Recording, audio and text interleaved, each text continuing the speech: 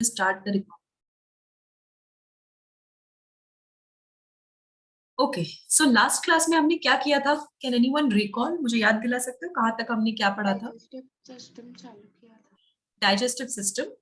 And digestive system में हमने exactly कहाँ तक पढ़ा था? बकल कैविटी हो गया था। Yes ma'am. और ईसोफेगस और स्टमक हुआ कि नहीं हुआ? नो। ओके सो मैं एक बार पुराना एक फटाफट एक रिवीजन कर लेते हैं और उसके बाद मैं नया स्टार्ट करती हूँ बिकॉज टाइम हो गया, काफी पहले मैंने वो क्लास ली थी। सो लास्ट वीकेंड हमारी कोई क्लास नहीं रही। सो आप लोग हो सकता है बहुत सारी चीजें भूल गए। देन चलो डाइजेस्टिव सिस्टम से स्टार्ट कर देते हैं। बेसिक ऐसा सिस्टम जहां पे ओवरऑल न्यूट्रिशन क्या हो रहा है, उस न्यूट्रिशन का ब्रेकडाउन हो रहा है। आप क्या कंज्यूम करते हो? आप कंज्यूम करते हो ऑर्गेनिक मैटर। ऑर्गेनिक मैटर को ही, क्योंकि वो हमारी बॉडी में इंपॉर्टेंट रोल प्ले करते हैं, इसीलिए हम बोलते हैं न्यूट्रिएंट्स। वही न्यूट्रिएंट्स होते हैं, that is nothing but major important 3 major nutrients हैं, that is carbohydrate, then protein, vitamin. Okay vitamin भी है, fat and few of the micro nutrients जिसमें विटामिन आते हैं, देन कुछ मिनरल्स आ जाते हैं, उनका इंपॉर्टेंट रोल है। वाटर तो है ही, प्यास लगती है सबको, वाटर की रिक्वायरमेंट है, यानी आपकी बॉडी क्या करती है? डिमांड करती है कि अभी हमें वाटर की रिक्वायरमेंट चाहिए, यानी है। ओके सो दिस इज, ये सारे मॉलिक्यूल्स जो है वो आप हैवी फॉर्म में खाते हो, यानी जो भी आपका कुक फूड है वेदर वेजिटेरियन और नॉन वेजिटेरियन, वो हैवी मॉलिक्यूल्स है। एंड वो जो हैवी मॉलिक्यूल है उस पर्टिकुलर चीज का यहाँ पे डिग्रेडेशन हो रहा है, उसको थोड़े छोटे छोटे मॉलिक्यूल्स में हम डिवाइड कर रहे हैं। उसी का हमने डाइजेस्टिव सिस्टम के फॉर्म में पढ़ा था। अब वो डाइजेस्टिव सिस्टम में बेसिकली 2 पार्ट्स में डिवाइड किया हमने। One was elementary canal and other was digestive gland. Okay digestive glands. ये 2 इंपॉर्टेंट चीजें थी। एलिमेंटरी कैनाल में हमने कुछ चीजें लिस्ट आउट की थी। First was buccal cavity, then oesophagus. Oesophagus में ना कहीं कहीं आप ई भी नोटिस करोगे, यहाँ पे ई ओ ई भी लिखा होता है, मे बी कई मल्टीपल जगह स्पेलिंग्स वेरी कर जाती है। So there is no right and wrong, but world wide ये वाला ये जो स्पेलिंग है यही फोकस किया जाता है। सो मैं भी वही अप्लाई कर रही हूँ। Then stomach, small intestine, right, large intestine, then rectum, and then ends. That is the whole organs, means basically क्या क्या organs हैं in alimentary canal. Then comes digestive glands, बहुत ही important glands हैं। First है हमारे पास salivary gland जो आपके mouth region पे ही present होता है। Then gastric gland जो आपके stomach में present होते हैं। Then liver, liver is the largest gland of your body. Liver के बाद आ जाता है पेनक्रिया, पेनक्रियाज के बाद विलाइज और मे बी इंटेस्टाइन में कुछ सिक्रीशंस या एंजाइम्स होते हैं, तो आप इंटेस्टाइन एंडोमेट्रियम भी आप कह सकते हो। इनमें भी कुछ गॉबलेट सेल्स प्रेजेंट होते हैं या फिर स्मॉल ग्लैंडुलर एपिथेलियम का मॉडिफिकेशन हुआ रहता है जो कि इंटेस्टिनल जूस सिक्रीट करते हैं। So these are the presence of glands. ये एलिमेंट्री कैनाल में हो सकते हैं प्रेजेंट, या तो उनसे अटैच्ड है डायरेक्टली और indirectly via duct. Okay, liver plus gall bladder, क्योंकि गॉल ब्लैडर बाइल स्टोर करता है। ओके सो ये पूरी की पूरी आपकी कंप्लीट लिस्ट है ओवरऑल डाइजेस्टिव सिस्टम के कंपोनेंट्स की, कि ये 2 इंपॉर्टेंट कंपोनेंट्स हैं और इनपे ही पूरा का पूरा आपका डाइजेस्टिव सिस्टम है। आपको पढ़ना भी यही सब है। लास्ट टाइम हमने बकल कैविटी देख लिया था, हमने टीथ, टंग, टीथ के स्ट्रक्चर, टंग का function and overall buccal cavity में क्या क्या और भी चीजें हो रही हैं, क्या किनका नाम है, वो सारी चीजें हमने कवर की थी। ओके आज हम स्टार्ट करेंगे from oesophagus, that point. Okay ये स्लाइड चेंज करूं? मम्मी एक minute. Ma'am just a second. Okay okay, waiting.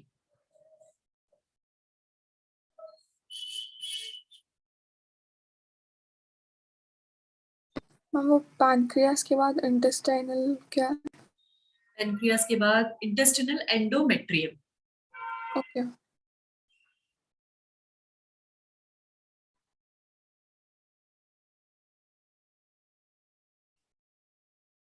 हो गया मैम. ओके, सबका हो गया. Ma'am okay, Done, ma'am. Waiting.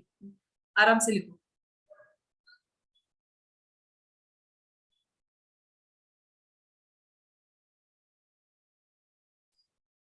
Done ma'am.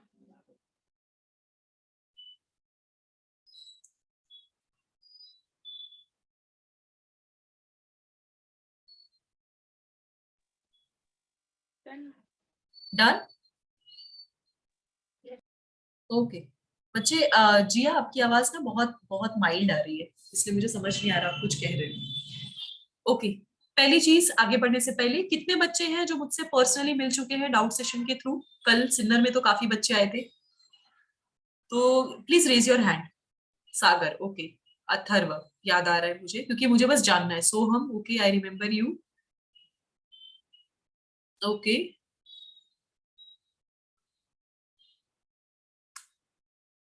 Late me check और कौन कौन है. ओके, पूर्वा है, अथर्व है. Okay, yes. एंड सिटी में भी कुछ बच्चे थे ना, कितने बच्चे मुझसे मिले हैं सिटी वाले? बाकी और कोई नहीं मिला पूरे 9th बैच में? Okay, Aditya, Kshitija, okay. Okay, try करो बच्चे, अगर offline session, if your parents are allowing और आप रिस्पॉन्सिबिलिटी ले रहे हो, try to come. Offline sessions are very nice actually. आपके कुछ Ma'am, my personal exams doubts. are going on, so I am not coming. That's okay, completely fine. I am just saying कि in general अगर doubt है सो try to कम. इससे क्या होगा, teacher के साथ इंटरेक्शन होता है, you will meet your friends also. And बहुत सारे ऐसे पॉइंट्स है जो ऑफलाइन में बेटर समझ में आते हैं. तो अगर आपके डाउट्स है, ऐसा लगता है वो टॉपिक नहीं समझ में आ रहा, तो you can come. Okay, excuse me students.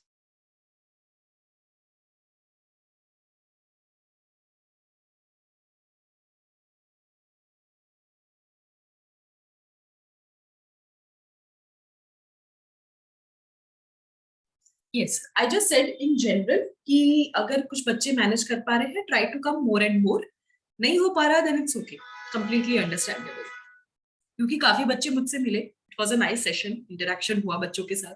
Plus कुछ आपके डाउट्स हैं, अभी भी टर्म 1 के कुछ पेंडिंग डाउट्स हैं जो हम हेजिटेट करते हैं ऑनलाइन के टाइम पे, यू कैन कम एंड हम इन पर्सन भी डिस्कस कर सकते हैं, proper board and marker and everything.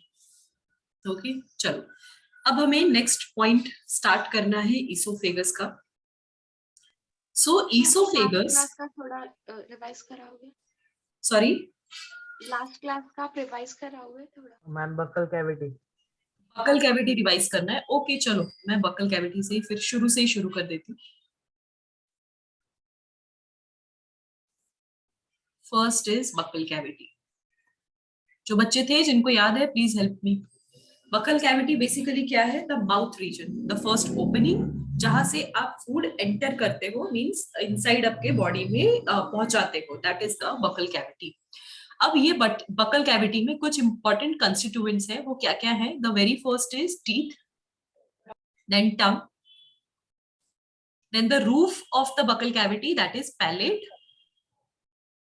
Then one more thing, uvula. uvula क्या है? the pendulum like structure जो आपके throat में लटकता रहता है. You must have seen it in the mirror or somewhere you have observed it. So that is uvula. Okay, उसके बाद tonsils. There are few tonsils, they are lymphoid organs. ये lymphoid organs है जो present होते हैं. Okay, सो ये important constituents हैं जो आपकी बकल कैविटी में प्रेजेंट होते हैं. Now individual one by one सबके फंक्शंस देख लिए. टीथ का मेजर काम क्या है? Cutting and grinding. Cutting, tearing, grinding, ये सारी चीजें तो जो आप खा रहे हो, प्लस जो खाओगे अगर उसको टीयर करना है उसको किसी सरफेस से, then overall grinding, then in general chewing, ये सारे बेसिक फंक्शंस हैं जो आपके टीथ में होते हैं। देन टंग क्या करता है, इसका मेजर वर्क है मिक्सिंग। जो भी सलाइवा फॉर्मेशन होगा और साइमल्टेनियसली जो आप कट कर रहे हो, च्यू कर रहे हो, उसको आप मिक्स भी कर रहे हो। सो आपका सिंक्रोनाइजेशन में टंग भी मूव करता है। It is a muscular organ. This particular tongue is made up of muscles, voluntary muscles, और वो वॉलंटरी मसल्स टंग से मिक्स करवाते हैं। सो मिक्सिंग ऑफ सलाइवा, और सलाइवा मिक्स होगा तो क्या बनाएगा वो, बोलस। जब आप खाना खाते हो तो वो खाना सलाइवा से मिक्स होता है, आप कंटिन्यूअसली च्यू कर रहे हो, मूव कर रहे हो, तो उस चीज को हम बोलते हैं bolus. And the roof part is the palate part that you already know. Uvula जो है, it is a small pendulum like structure जो आपके एंड ऑफ, मींस आपके थ्रोट रीजन पे अटैच रहता है, means end of your buccal cavity वो attach रहता है। वो इसलिए अटैच रहता है, रीजन इज बैक साइड में, मींस उसी पोजीशन पे आपके नॉस्ट्रिल्स के भी ओपनिंग है, means from inside I am talking about.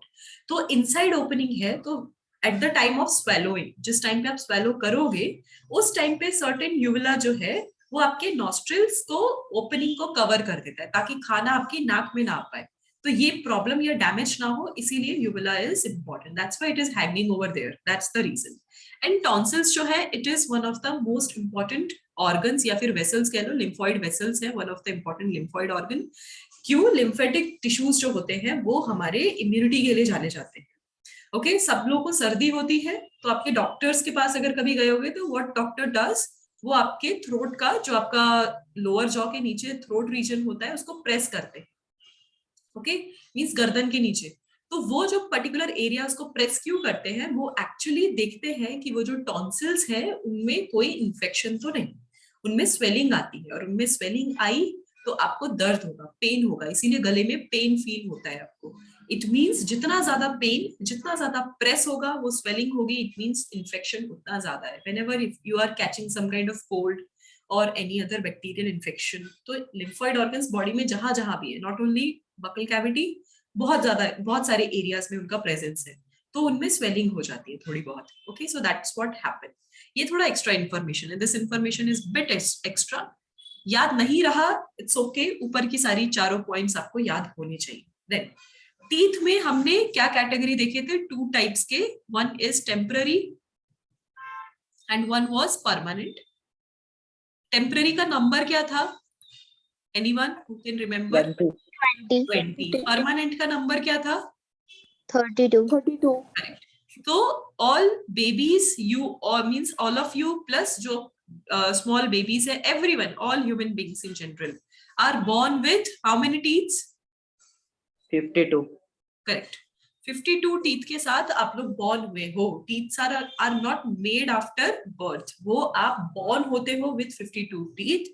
वो टाइम टू टाइम अलग अलग स्टेजेस में अपीयर होते हैं। क्यों? क्योंकि स्कल बोन जो है वो कंप्लीट होता जाता है, तो जॉ जो है वो पुश करता जाता है टीथ को, वो बाहर की तरफ आते जाते हैं। That is the basic concept. So this was the part of buccal cavity. याद आ गया सबको बकल कैविटी में क्या क्या था? Yes, ma'am. ओके, चलो let's move on to oesophagus. अब oesophagus on an average human beings में समवेयर अराउंड 25 सेंटीमीटर लॉन्ग होते हैं। देन इनका स्ट्रक्चर में क्या प्रेजेंट है? Smooth muscles. ईसोफेगस ही ऐसा सेक्शन है एलिमेंट्री कनाल का जहां पे किसी भी टाइप का एंजाइम सिक्रीशन या ग्लैंड फॉर्मेशन नहीं होता है। ईसोफेगस ही है वैसा।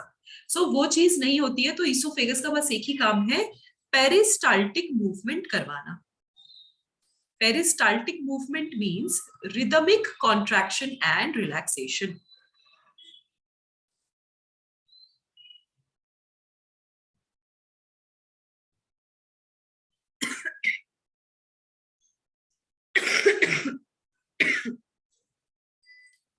सो रिदमिक कॉन्ट्रैक्शन एंड रिलैक्सेशन करवा रहे हैं। इट मींस कि अगर कॉन्ट्रैक्शन एंड रिलैक्सेशन होगा तो खाना जो है वो पास ऑन हो पाएगा टूवर्ड्स स्टमक, डाउनवर्ड मूवमेंट। तो वो होने के लिए वही पेरिस्टाल्टिक मूवमेंट कहा गया है। ताकि जो स्वेलोड फूड है आपका, वो स्वेलोड फूड जो बोलस फॉर्मेशन है, वो बोलस को कहाँ भेजना है, उसका टारगेट कहाँ है, towards stomach. That is the only function of oesophagus. कोई सिक्रीशन नहीं है. बस क्या होता है इसोफेगस में, एक ही स्मॉल एडेप्टेशन है कि थोड़ा लुब्रिकेशन के लिए फ्लूइड सिक्रीशन होता रहता है. बहुत थोड़े गॉबलेट सेल्स प्रेजेंट होते हैं जो लुब्रिकेट करते हैं. लुब्रिकेशन से क्या होगा कि जो जर्नी है वो स्मूथ हो जाएगी और बोलस के पास होने में कोई दिक्कत नहीं आएगी. That is the basic concept. So oesophagus is simple.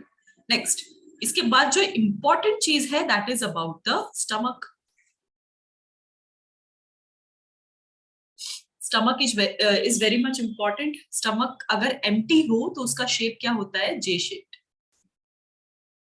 That is the stomachs shape overall. अब स्टमक जहां से ओपन हो रहा है वहां पे, यानी इसोफेगस से जो स्टमक वाला पोर्शन है, I will try to make good diagram. This is your stomach, imagine. तो ये जो पोर्शन है ना, यानी यहाँ पे इमेजिन इसोफेगस खत्म हो रहा है और यहाँ पे स्टमक का पोर्शन खत्म हो रहा है और यहाँ से डिओडिनम स्टार्ट है. सो दिस पोर्शन, ये कंप्लीट पोर्शन जो है, इनकी ओपनिंग एंड क्लोजिंग, क्योंकि ऑर्गन चेंज हो गया. This is oesophagus, now this is stomach. अब ये ऑर्गन चेंज हो गया तो यहाँ पे एक मसल्स होते हैं जो इस ओपनिंग को रेगुलेट करते हैं, यानी कब क्लोज होगा कब ओपन होगा उसको रेगुलेट करेंगे. So that is what sphincter muscle is doing.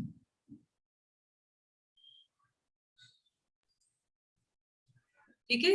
Then क्योंकि ये इसोफेगस और स्टमक के बीच का मसल है, इसीलिए इसको बोलते हैं गैस्ट्रो इसोफेजियल स्फिंक्टर मसल.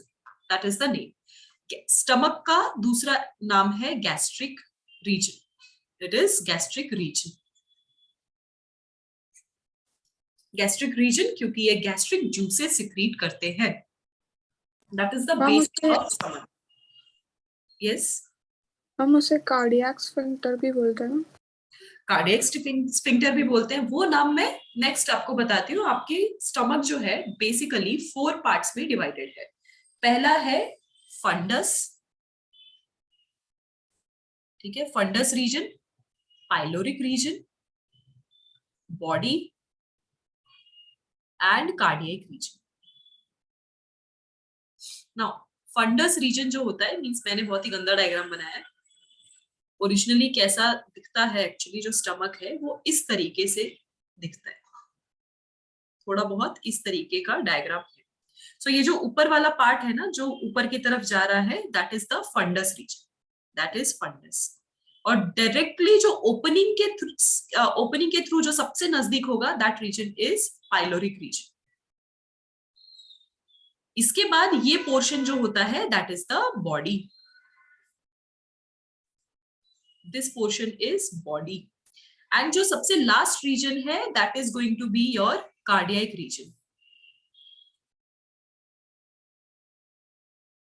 ये इस तरीके से स्टमक के ओवरऑल डिविजन्स है. सो जो कार्डियक स्फिंक्टर की आप बात कर रहे हो, that sphincter is going to adjust या फिर वो रेगुलेट करेगा ओपनिंग टुवर्ड्स स्मॉल इंटेस्टाइन. क्योंकि एट द एंड स्मॉल जो स्टमक है वो कहाँ पे ओपन होता है, स्मॉल इंटेस्टाइन में. उसका कंटिन्यूएशन वही है.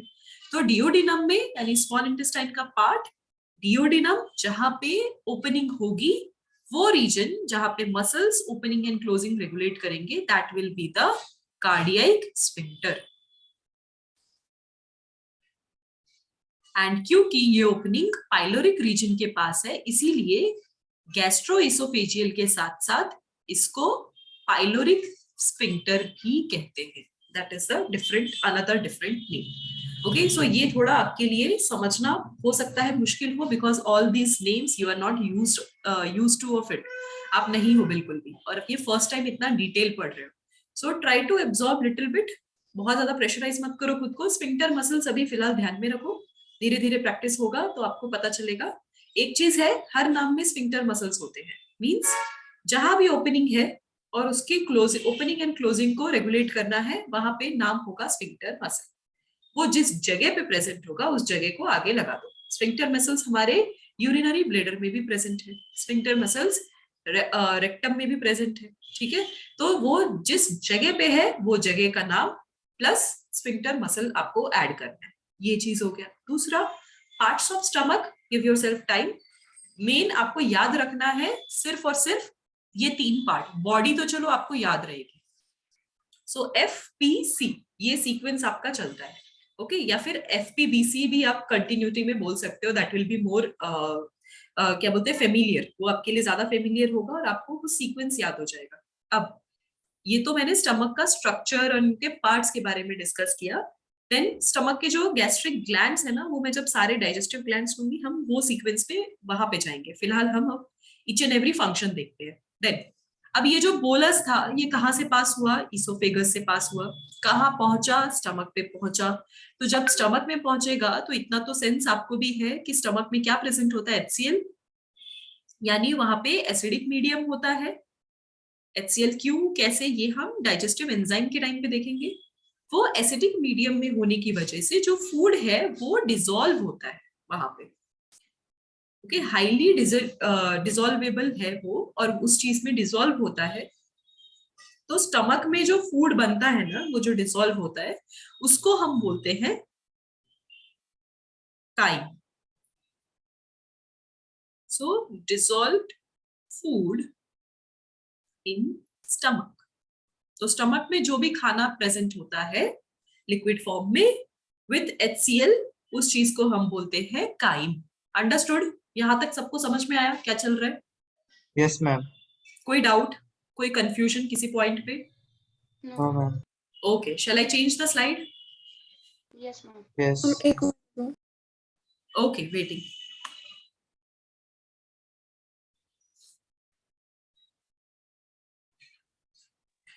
मैम स्टमक के इतने सारे जो पार्ट्स है वो सबके नाम मतलब याद होने चाहिए। मैं तो नहीं बोलूंगी इतना कंपल्शन है, याद रखना है, बट आई थिंक जो बेसिक पार्ट्स है वो जरूर याद रखो।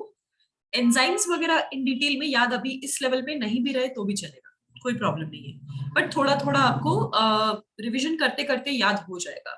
बट एक बार में नहीं हो रहा तो डोंट प्रेशराइज योरसेल्फ। अभी प्रेशराइज मत करो खुद को कि एक बार में नहीं याद हो रहा, अभी ये तो हमें करना ही पड़ेगा। No, slowly give yourself time. ये हो गया। इस चैप्टर के बाद हम इससे रिलेटेड कुछ क्वेश्चंस करेंगे।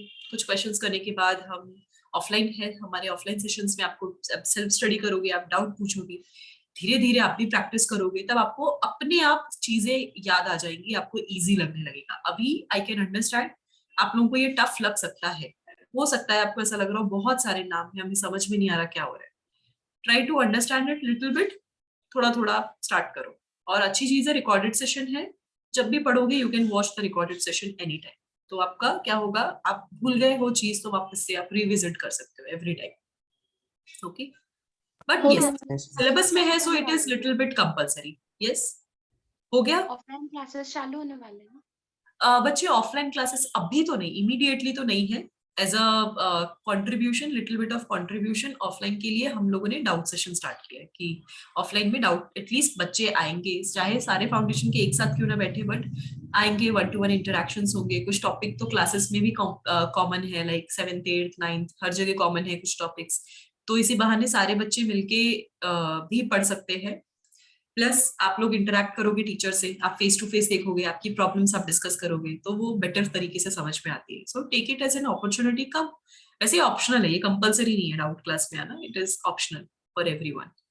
सागर जाने क्या लिखा है मैसेज में, इट्स इनर लाइनिंग। ओके, आप बकल कैविटी की शायद बात कर रहे थे। Buccal cavity's inner lining is made up of stratified squamous epithelial tissue. Correct, correct. So जो टिश्यूज हमने पिछले टर्म में पढ़ा था वो भी आप थोड़ा थोड़ा अप्लाई करो नॉलेज उन टिश्यूज का, यहाँ पे कंबाइन उसका नॉलेज अभी कैसे होगा मैं आगे आपको बताऊंगी इसके बाद, ये पूरा एलिमेंट्री कनाल होने के बाद।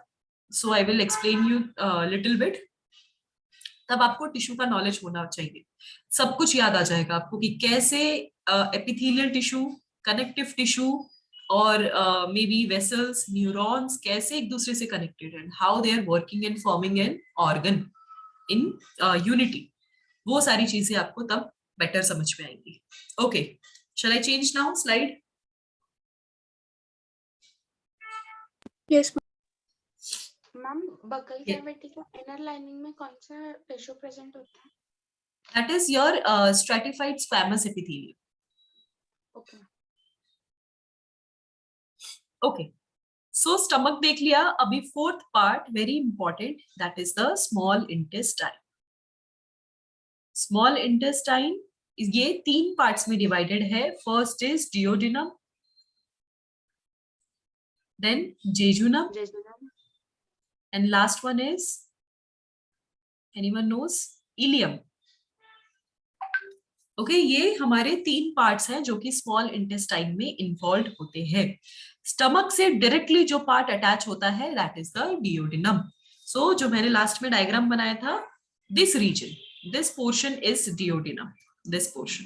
सो डियोडिनम जो है, वन बाय वन हम सारे पार्ट्स को देख लेंगे. डियोडिनम जो है that is C shaped. It is a C-shaped part of small intestine.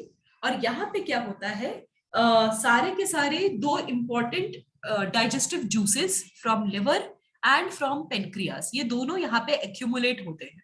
और एक बहुत इंपॉर्टेंट चीज होती है, स्टमक में HCl सिक्रीट हो रहा है. स्टमक में HCl सिक्रीट हो रहा है, it means highly acidic. Highly acidic is very bad for tissues. तो इसीलिए स्टमक पे तो प्रोटेक्टिव लेयर है, उसके अलावा और कहीं प्रोटेक्टिव लेयर नहीं है. तो इसीलिए इमीडिएटली डियोडिनम में लिवर और पेनक्रियाज अपने अपने एंजाइम्स और जूसेस छोड़ देते हैं, और वो हाईली एल्कलाइन मीडियम के होते हैं. और एल्कलाइन मीडियम के होने की वजह से वो जो काइम जो स्टमक से आ रहा है, वो आते ही क्या हो जाता है, न्यूट्रलाइज, एसिड और बेस का रिएक्शन, और वो चीज न्यूट्रलाइज हो जाती है. एंड आगे जाते जाते और ज्यादा मींस एंड ऑफ अगर इंटेस्टाइन जाएगी तो और ज्यादा थोड़ी अल्कलाइन मीडियम की हो जाएगी. ओके, तो स्टमक के अलावा बाकी जितने भी पोर्शंस हैं, whether small intestine, large intestine, उनका जो मीडियम है दैट इज बेसिक या अल्कलाइन मीडियम. तो ये आप थोड़ा सा ध्यान रखो कि स्मॉल इंटेस्टाइन का नेचर जो होता है दैट इज अल्कलाइन मीडियम, जो जूसेस का नेचर है वो. देन सी शेप्ड है, प्लस यहाँ पे किस चीज का एडिशन हो रहा है, अटैचमेंट ऑफ या फिर connection of common hepatic duct, sorry not common hepatic duct, मैं अच्छे से लिख देती हूँ, connection of hepato pancreatic duct. तो इससे आपको क्या अंडरस्टैंडिंग हो गई कि बोथ हेपेटाइटिस या hepatic is for liver, liver and pancreas, ये दोनों से ही डक्ट यहाँ पे कहाँ आ रहे हैं, इन डियोडिनम. तो ये दोनों एंजाइम अल्कलाइन बेस्ड हैं और डियोडिनम में आ रहे हैं. इट मींस कि और ज्यादा फर्दर डाइजेशन जो शायद माउथ में और स्टमक में स्टार्ट हो गया था, वो अब डियोडिनम में और ज्यादा हाई लेवल पे स्टार्ट होगा. That is the important part. Then jejunum और इलियम क्या करेंगे, जेजुनम और इलियम में ना अपने ग्लैंड्स प्रेजेंट होते हैं, प्लस जो जो डाइजेशन अब तक हुआ है, इनसे पहले जो भी हुआ है या हो रहा है इनके में, उनका एब्जॉर्प्शन चलता रहता है. तो एब्जॉर्प्शन के लिए कौन इंपॉर्टेंट रोल प्ले करेगा, there is one structure called villi. Already हमने टिश्यू में देखा था विलाई का स्ट्रक्चर. एपिथेलियल टिश्यू क्या हो रहे थे, इलोंगेटेड स्ट्रक्चर बना रहे थे. तो ब्रश बॉर्डर्ड एपिथेलियम आपने ऑलरेडी पढ़ा था. ऐसा क्यों होता है, सेल मेम्ब्रेन अपने आप को इलोंगेट कर लेते हैं और ब्रश लाइक स्ट्रक्चर बना लेते हैं ताकि एब्जॉर्प्शन के लिए सरफेस एरिया बढ़ जाए. Okay, so overall surface area जो है वो बढ़ गया फॉर एब्जॉर्प्शन. सो ज्यादा से ज्यादा न्यूट्रिशन एब्जॉर्ब हो पाएगा. तो ग्लैंड्स है, अब वो जो ग्लैंड्स है वो क्या सिक्रीट कर रहे हैं, ये सिक्रीट करेंगे इंटेस्टिनल जूस. ये इंटेस्टिनल जूस जो है इसका मीडियम क्या है, nature alkaline.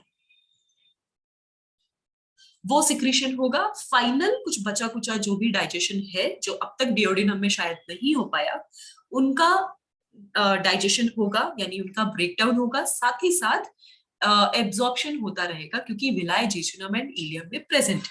Then if someone ask कि ओवरऑल डाइजेशन कंप्लीट कहाँ होता है, सो डाइजेशन कंप्लीट होता है इन इलियम.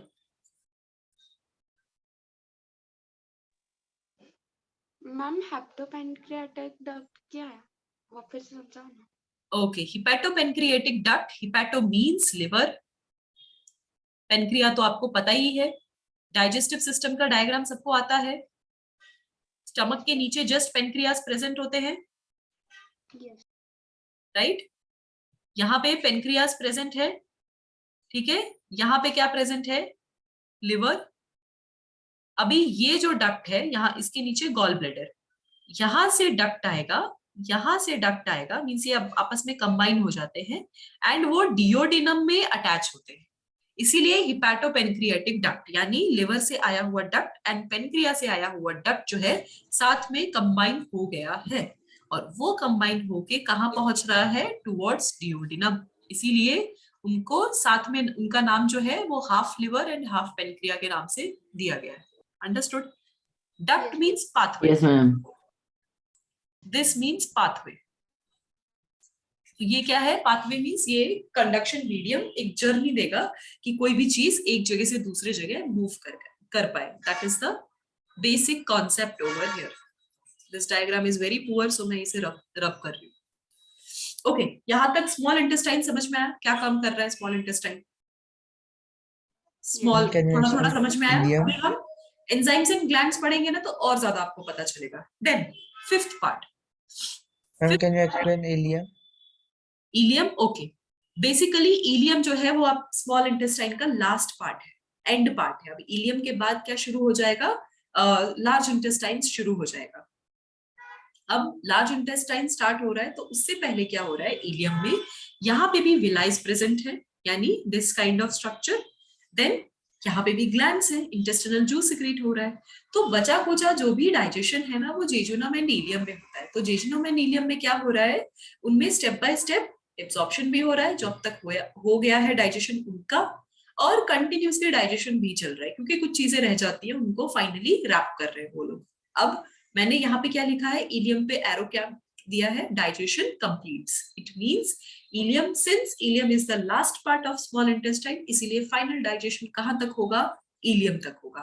तो डाइजेशन कंप्लीट भी कहाँ तक होगा, इलियम तक होगा। बात समझ में आई? Yes, ma'am. Okay, Yes, ma'am. then fifth part is large intestine. This one is also interesting, इसमें तो कुछ पढ़ना ही नहीं है। large intestine, large intestine के भी अपने different parts है। first is cecum, इलियम से जो जस्ट कनेक्टेड पोर्शन रहता है, एक बहुत छोटा सा पोर्शन होता है, that is caecum. Then colon, colon further अपने डायरेक्शन के हिसाब से डिवाइडेड है। लार्ज इंटेस्टाइन इस तरीके से देखा है सबने, ऐसे कुछ बना होता है, राइट? इस टाइप का Yes, ma'am. स्ट्रक्चर रहता है। ओके, यहाँ पे अपेंडिक्स रहता है। तो ये जो छोटा सा पोर्शन है दैट इज सीकम, यहाँ पे स्मॉल इंटेस्टाइन कनेक्टेड है। देन ऊपर की तरफ जो जाएगा इस डायरेक्शन में है, सो इसीलिए इसको बोल रहे हैं ascending colon, ascending colon. Then ये हॉरिजॉन्टल जो रीजन होता है इसको बोलते हैं ट्रांसवर्स सेक्शन, तो ये है ट्रांसवर्स कोलॉन। एंड जो नीचे की तरफ आएगा फिर वो हो जाएगा descending, so that is descending colon. ये चीजें। देन इसके बाद एक छोटा सा पोर्शन होता है जहां पे डाइजेस्टेड फूड, यानी बाद में जितना भी वेस्ट मटेरियल है जिसको हम फीसेस बोलते हैं या फीकल मैटर, वो स्टोर होता है, that section is rectum.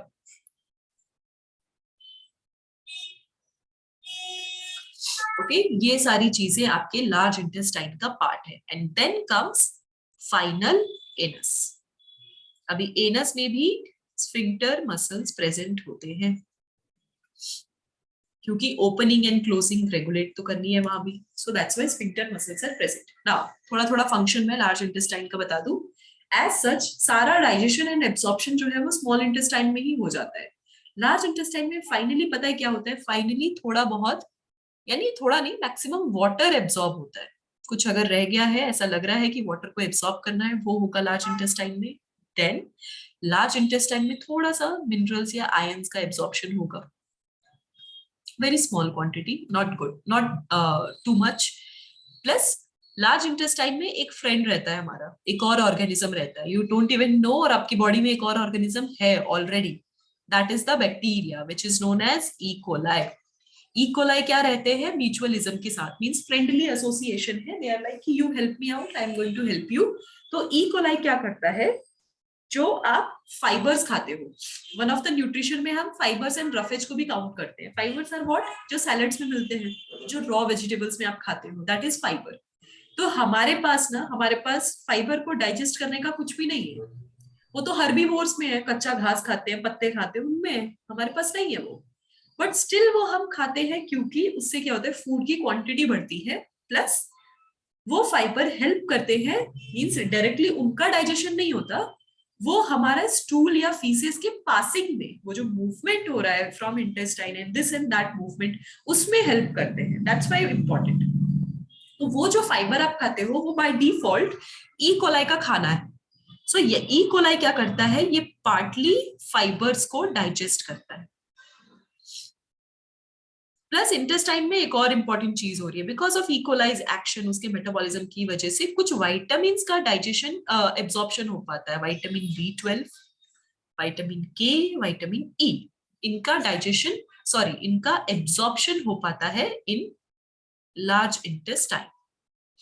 That is one of the functions of large intestine. So थोड़े बहुत मिनरल्स, विटामिन्स एंड वाटर का फाइनल अपटेक यानी फाइनल एब्जॉर्प्शन करेंगे, वो जज करेंगे, ओके कुछ रह तो नहीं गया, हम वो एब्जॉर्ब कर लेंगे, नहीं है तो वो क्या करेंगे, उस फीसेस को आगे आगे पास करेंगे, एंड रेक्टम में जो वेस्ट प्रोडक्ट है जिसको हम कहते हैं फीसेस, वो स्टोर होता है टेम्पररी, तब तक जब तक ये स्टिमुलेशन ब्रेन से या सिग्नल ना मिले कि फीसेस को अब बॉडी के बाहर थ्रो करना है, तब तक स्फिंक्टर मसल्स जो होंगे that will be closed.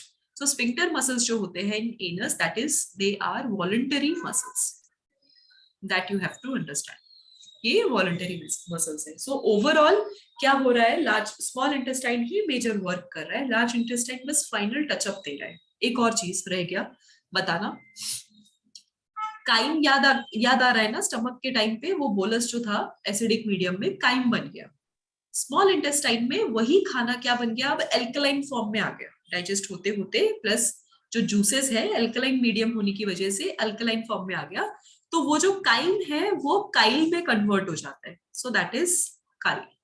So start कैसे होता है, जर्नी कहाँ है, माउथ में बोलस पास होगा, स्टमक में जाएगा, बनेगा काइम, इंटेस्टाइन में जाएगा, बनेगा Kyle. That is the journey of, means name of the food, जहां पे प्रेजेंट है उसके हिसाब से उसका नाम अलग अलग रखा हुआ है। ओके, अंडरस्टूड, यहां तक समझ में आया? Yes, ma'am. Yes, ma'am. Any doubts? Ma'am No? Chyme के बाद क्या लिखा है आपने? सॉरी, बोलस के बाद आपने क्या लिखा है? Crime, CHYME, crime.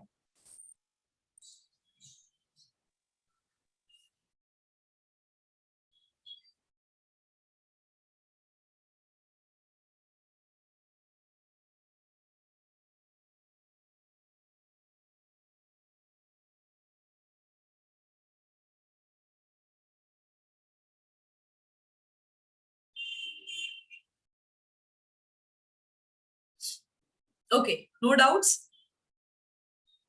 Shall I change the slide? Yes, ma'am. Okay. अभी देखो क्या है, अब क्या क्या चीजें रह गई हैं, अब आपकी डाइजेस्टिव ग्लैंड्स ही रह गए हैं। डाइजेस्टिव ग्लैंड्स क्या करेंगे, एंजाइम, सर्टेन एंजाइम सिक्रीट करेंगे। तो अब क्या क्या टॉपिक रह गया, हमें वन बाय वन पढ़ना है डाइजेस्टिव ग्लैंड्स, प्लस बाद में देखना है कि वो न्यूट्रिशन का मेटाबॉलिज्म कैसे हो रहा है। न्यूट्रिशन मेटाबॉलिज्म यानी कार्बोहाइड्रेट है तो वो स्मॉलर फॉर्म में कैसे डाइजेस्ट हो रहा है, फैट कैसे डाइजेस्ट हो रहा है, प्रोटीन कैसे डाइजेस्ट हो रहा है, वो स्टेप बाय स्टेप आपको सारे प्रोसेसेस देखने हैं।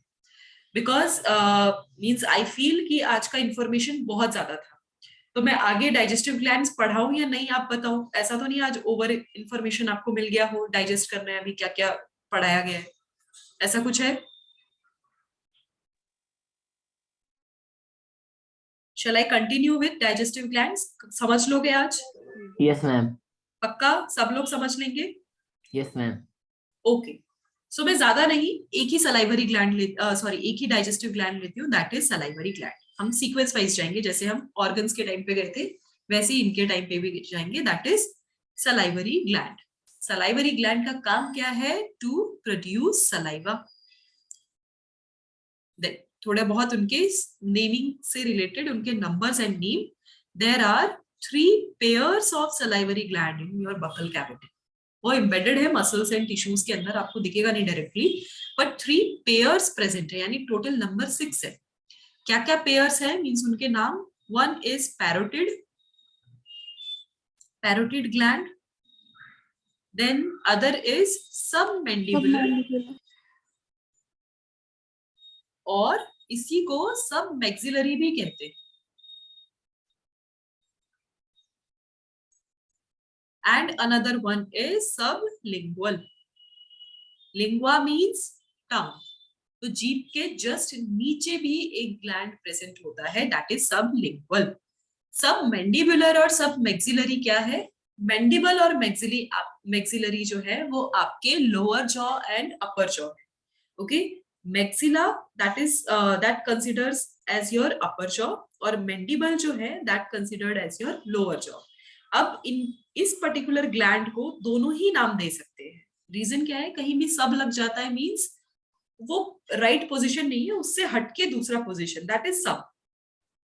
तो जहां पे आपका lower jaw and upper jaw attach होता है, you can feel in your cheeks also, जहां पे lower jaw and upper jaw attach होता है वो अटैचमेंट पॉइंट के जंक्शन पे प्रेजेंट होते हैं, इसीलिए वो मैक्सिला से भी उतना ही अटैच्ड है एंड मैंडिबल से भी उतना ही अटैच्ड है, that's why the name.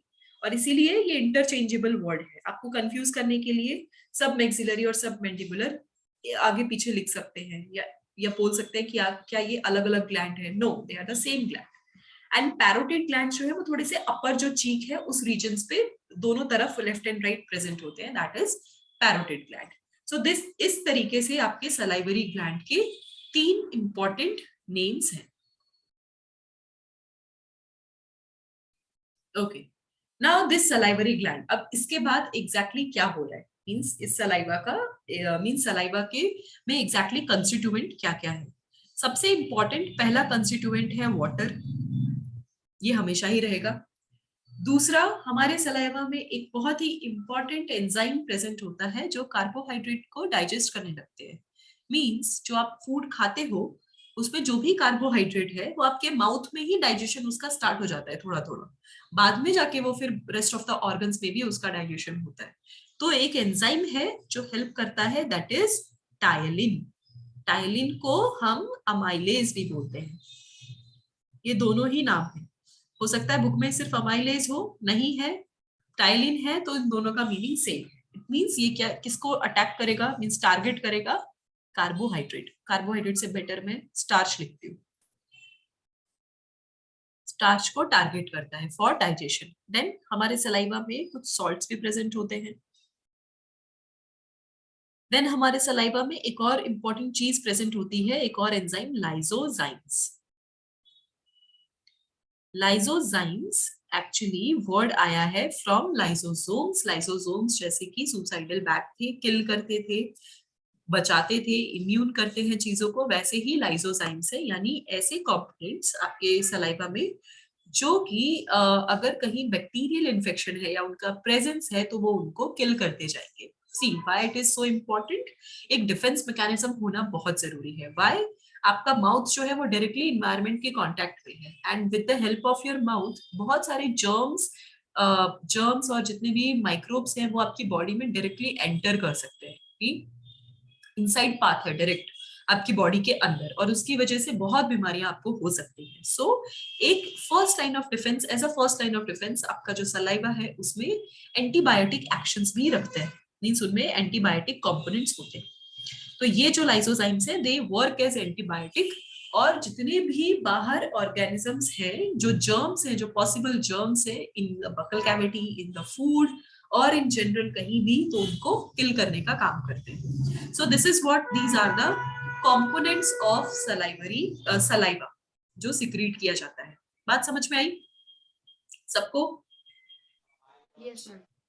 Then saliva secretion जो है, एक्स्ट्रा नॉलेज दे रही हूँ, सलाइवा सिक्रीशन जो है आपके सोचने से भी हो जाता है। If you are hungry, like I am hungry right now, और मैं अगर खाने के बारे में सोचूं तो मेरे सोचते ही क्या होगा, सोचते ही मेरे माउथ में सलाइवेशन स्टार्ट हो जाएगा.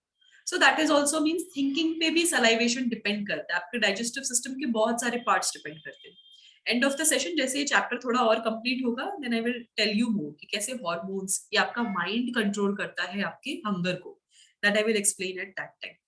यहां तक समझ में आया सबको? डाइजेस्टिव ग्लैंड्स में सलाइवरी ग्लैंड पक्का समझ में आया सबको?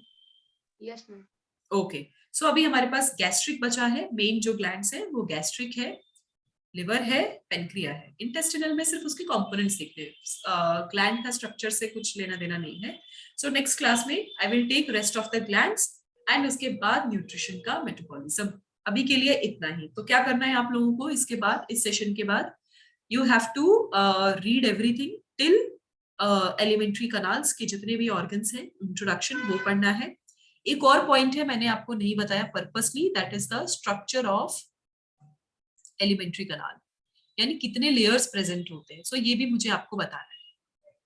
सो नेक्स्ट टाइम मैं वो भी आपको बताऊंगी. ये पॉइंट मैंने नहीं बताया. मोस्टली ये स्टार्टिंग में ही दिया जाता है, तो हो सकता है आप खुद से रीड करोगे तो आपको ये पॉइंट मिलेगा. ओके, मैं हिंट के लिए कुछ नाम लिख देती हूँ, ऐसे नाम आप पढ़ोगे. म्यूकोसा, सब म्यूकोसा या सिरोसा, ऐसे वर्ड्स आप पढ़ोगे. तो अगर नहीं समझ में आ रहा है, पढ़ रहे हो, समझ में आ रहा है, इट्स ओके. नहीं समझ में आ रहा है, इग्नोर इट. जितना अभी तक पढ़ा है उतना आप रीड करो, उतना पढ़ो. नेक्स्ट क्लास में we will catch up with further other concepts. Okay, इतना समझ में आया? यस. कोई डाउट्स हैं? Anyone, any doubt? ओके, चलो. सो that's it for today. Okay, आज का सेशन थोड़ा जल्दी छोड़ रही हूँ एंड अभी के लिए इतना ही. So try to catch up with all the content. कोई डाउट है, you can always WhatsApp me, call me, और मे बी आप ऑफलाइन सेशन में भी आ सकते हो. ओके, ऑफलाइन डाउट सेशन में. So that's it for today. So bye students, take care. See you next Thank week. you, ma'am. Bye, ma'am. Thank you, ma'am. Bye, Bye ma'am. ma'am.